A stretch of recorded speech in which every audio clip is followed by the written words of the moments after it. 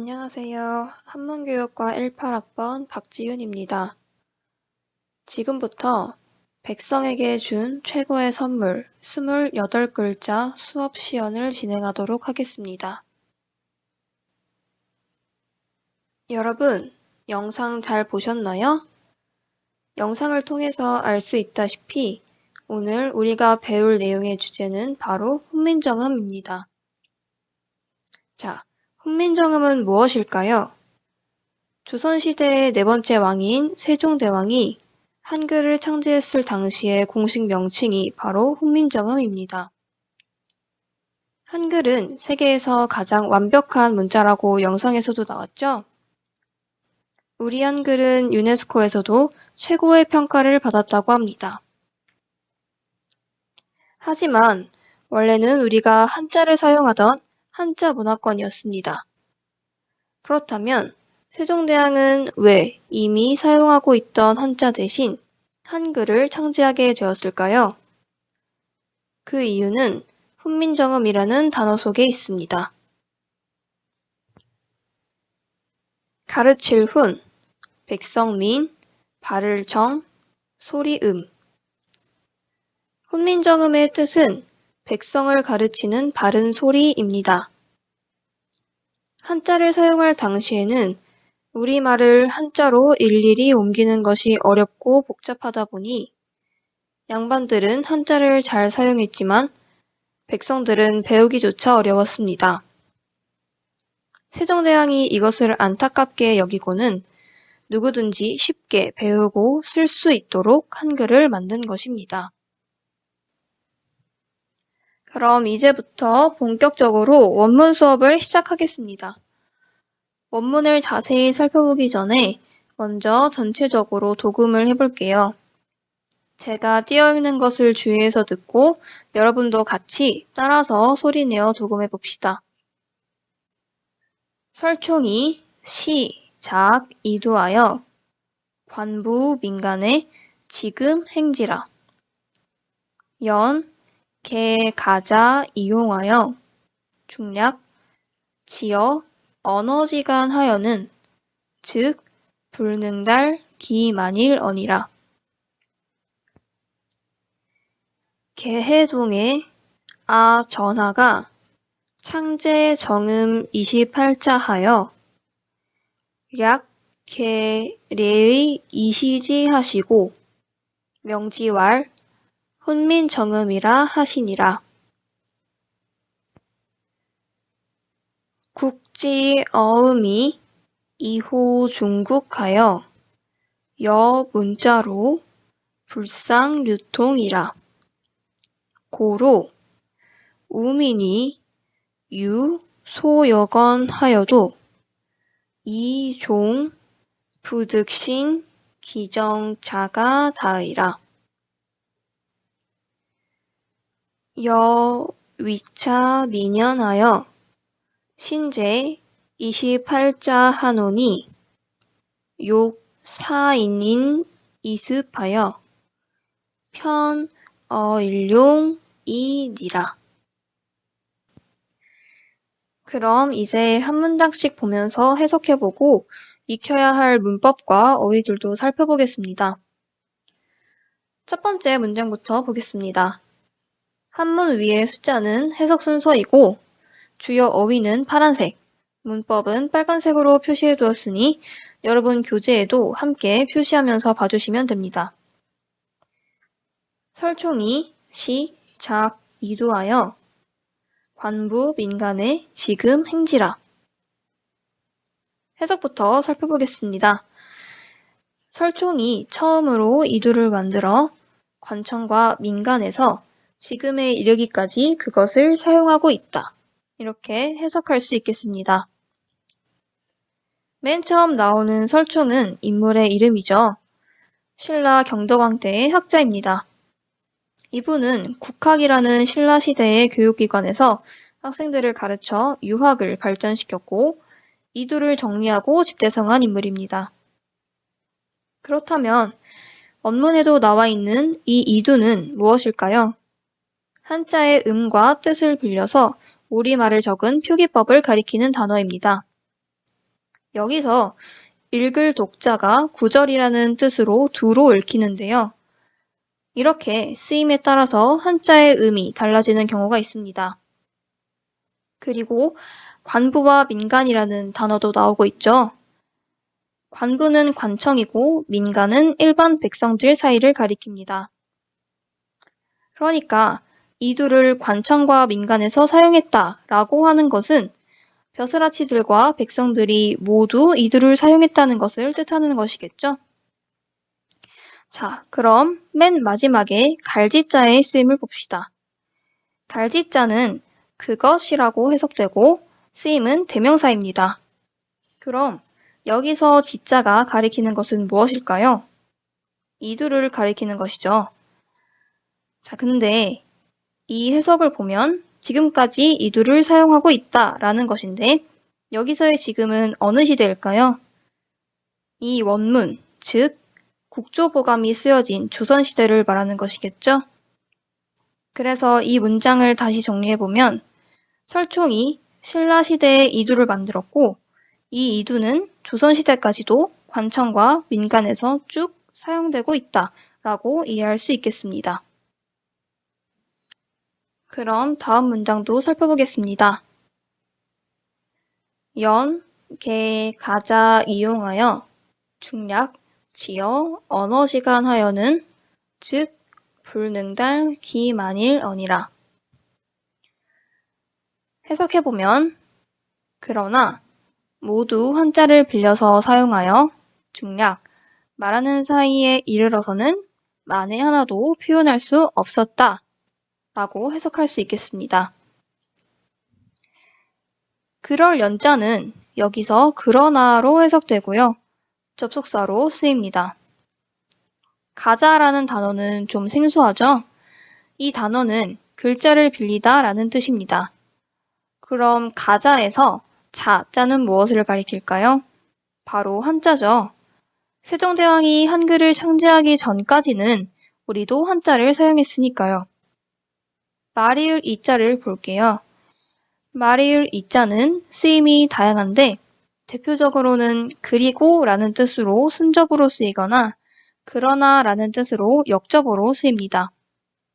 여기서는 무엇 해서 라는 뜻이고 앞뒤를 이어주는 역할을 한다고 볼 수 있습니다. 어조사 어자도 마찬가지로 쓰임이 다양합니다. 무엇에, 무엇에서, 무엇에게 등등으로 쓰이는데 여기서는 무엇에로 쓰입니다.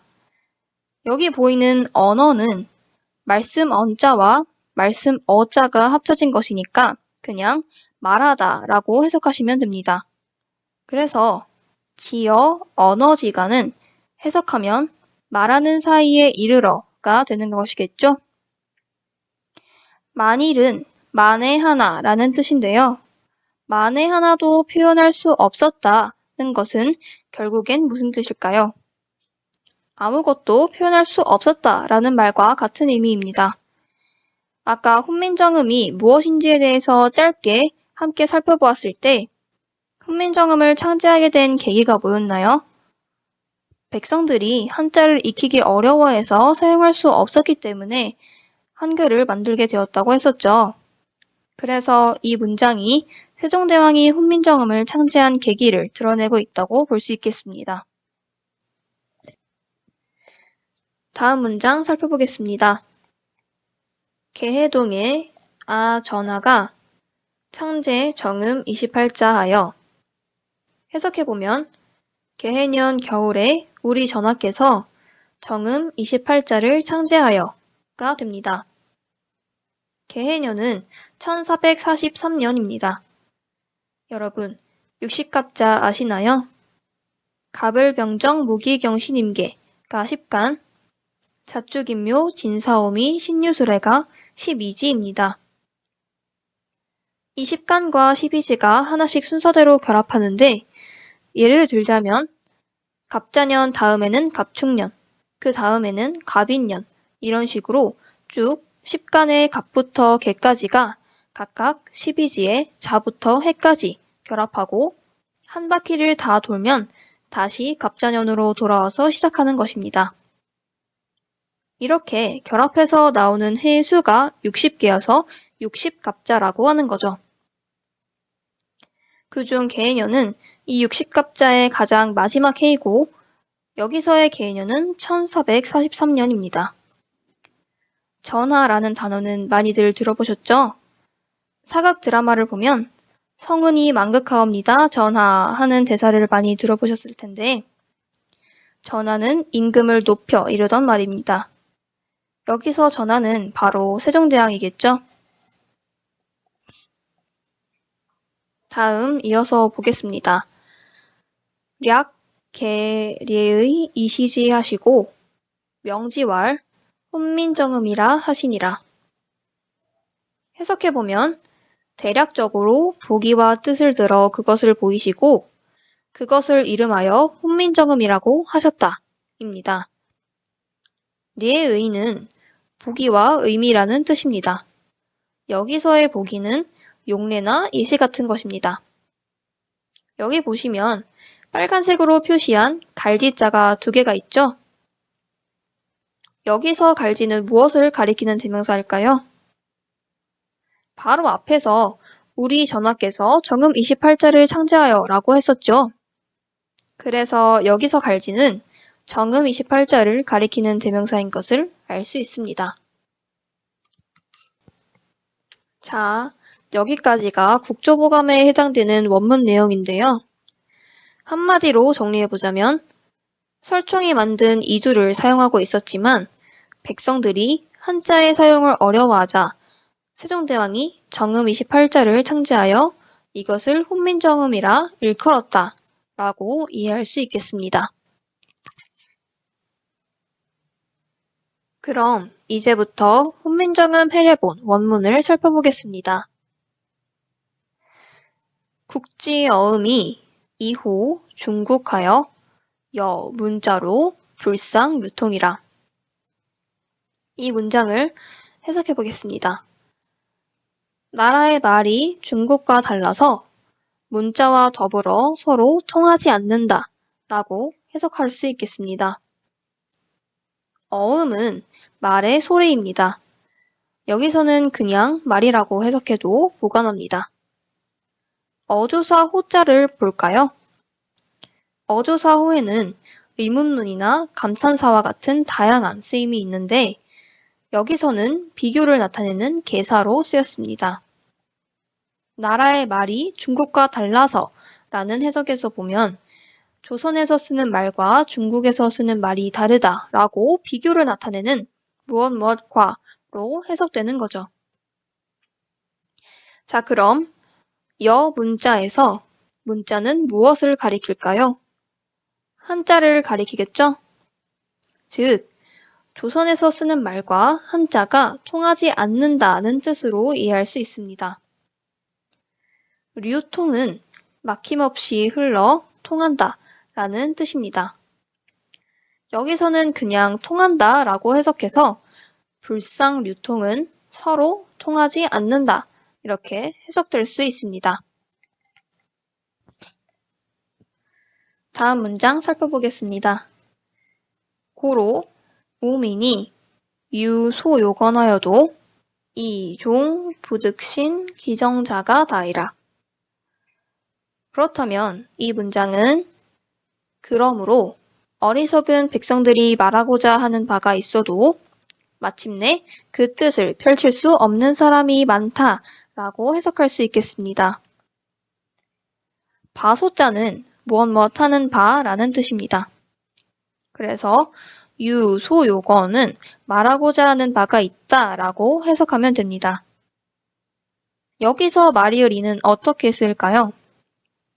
보통 그리고와 같은 순접, 그러나와 같은 역접으로 쓰인다고 앞에서 한번 언급했었죠. 여기서는 백성들이 말하고자 하는 바가 있지만 그럴 수 없는 사람이 많다라고 해석되기 때문에 말이을 이자는 역접으로 쓰인다고 볼 수 있습니다. 마칠 종자는 여기서 마침내라고 해석됩니다. 이 문장에서 주의 깊게 봐야 할 사항은 부득인데요. 득자는 원래 무슨 뜻으로 보통 쓰이죠? 얻다라는 의미로 많이 사용되죠. 그런데 여기서는 앞에 아니 볼자를 붙여서 무엇 할 수 없다라고 해석됩니다. 이 여들득자는 뒤에 나오는 게 동사인지 명사인지에 따라서 그 쓰임이 다릅니다. 뒤에 명사가 오면 무엇을 얻다라고 쓰이고요. 뒤에 동사가 오면 무엇을 할 수 있다라고 해석되어서 능할 능자와 같은 의미가 된다는 점 기억해 두시면 좋을 것 같습니다. 신기정은 직역하면 그 뜻을 펴다인데 여기서는 어떻게 이해하면 될까요?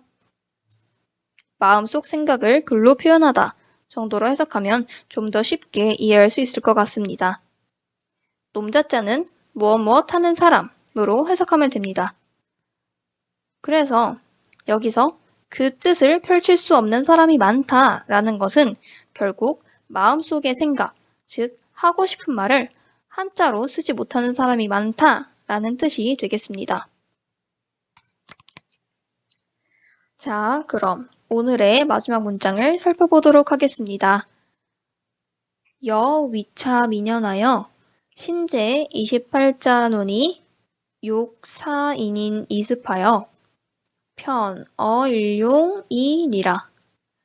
해석해보면 내가 이를 위하여 불쌍히 여겨 새로 28자를 만드니 사람들로 하여금 쉽게 익혀 날마다 쓰는데 편하게 하고자 할 따름이다 가 되겠습니다.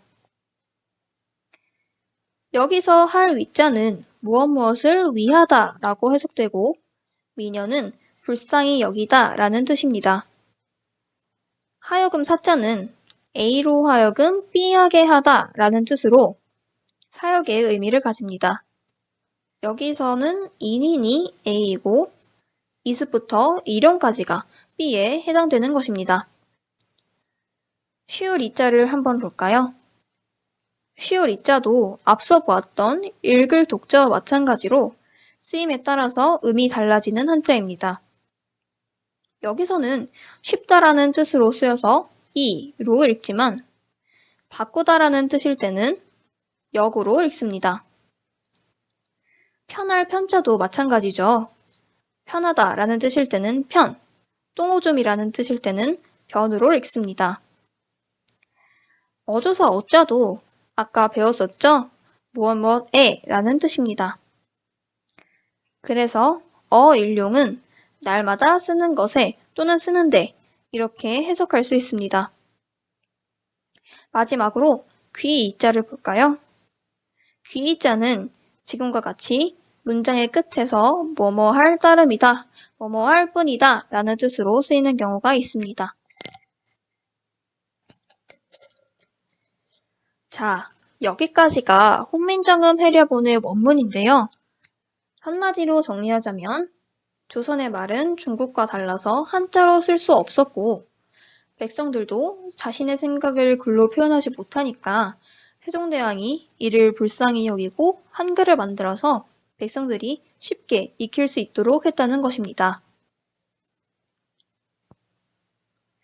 그럼 오늘 배운 내용을 전반적으로 정리해 보겠습니다. 세종대왕은 한자를 익히지 못한 백성들이 자신의 생각과 감정을 글로 표현하지 못하는 것을 안타깝게 여겼습니다. 이것이 혼민정음 창제의 계기가 되겠죠? 그래서 28자를 만들어서 혼민정음을 창제했습니다. 이것을 통해 우리는 혼민정음의 창제정신인 자주정신과 실용정신, 그리고 투철한 애민정신을 엿볼 수 있습니다.